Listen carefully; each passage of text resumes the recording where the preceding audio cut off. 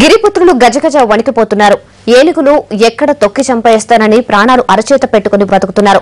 సీతంపేట ఏజెన్సీలో ఏనుగుల గుంపు సృష్టిస్తున్న బీభత్సానికి గుడిసెల్లో కూడా ఉండలేకపోతున్నారు గిరిజనులు. శ్రీకాకుళం జిల్లా సీతంపేట ఏజెన్సీలో గజ బీభత్సం కొనసాగుతోంది.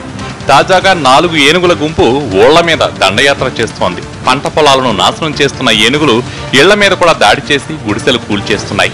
లోపల దాచుకున్న ఒడ్లు ఇతరాతర సామాగ్రి మొత్తాన్ని తొక్కి పాడు చేస్తున్నాయి.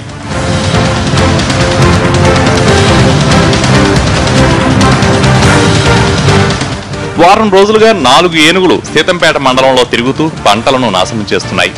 రోజుకో చోటికి మకాం మారుస్తూ పగలు పొలాల్లో ఉంటూ రాత్రి సమయాల్లో ఇళ్ల మీద పడుతున్నాయి. దీంతో గిరిపుత్రులకు కంటి మీద కునుకు కరువైంది. 2 రోజుల క్రితం గేదెగూడ గ్రామంలో బీభత్సం సృష్టించిన ఏనుగులు శనివారం రాత్రి ఎగువ దొండమానుగూడలో అంతకు మించిన రాచకం చేస్తాయి.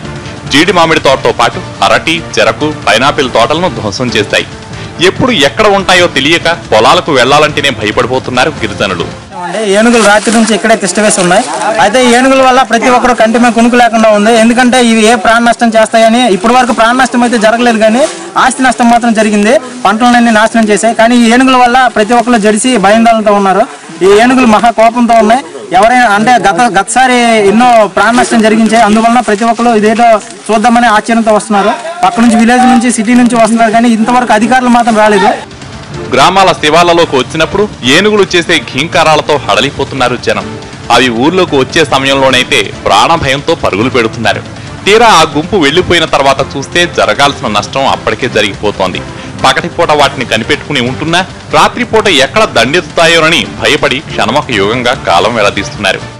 ఇక్కడ ఎలిఫెంట్స్ డ్యామేజ్ చేసినాయి వచ్చినాయని మన ట్రాకర్స్ ఇన్ఫర్మేషన్ ఉంది మనకు. ఇప్పుడు 24/7 ఎలిఫెంట్స్కి ఎప్పుడు ఎలిఫెంట్ ట్రాకర్లు అనే వాళ్ళు మనం అలర్ట్ చేయడం జరిగింది. అయితే వీళ్ళు ఈ ఏరియాలో ఇక్కడ ఉంది అంటే మనకి ఇక్కడ చిన్న పెట్ట కూడా ఒకటి కోల్చడం జరిగింది. పైగా ఈ క్రాప్ డ్యామేజ్ ఉంది. అయితే GPS రీడింగ్లతో ఆ క్రాప్ డ్యామేజ్లో కూడా మన ఎలిఫెంట్ ట్రాకర్స్ నమోదు చేయడం జరిగింది. ఈ దాడుల్లో గిరిజనులు ఆస్తులతో పాటు పంటలను నష్టపోతున్న ITDA అధికారులకు పట్టడం లేదు. ఏనుగుల దాడి గురించి తెలిసిన వెంటనే అటవీ అధికారులు ఆయా గ్రామాలకు చేరుకుని నష్టం వివరాలను నమోదు చేస్తున్నా పరిహారం మాత్రం అందడం లేదు.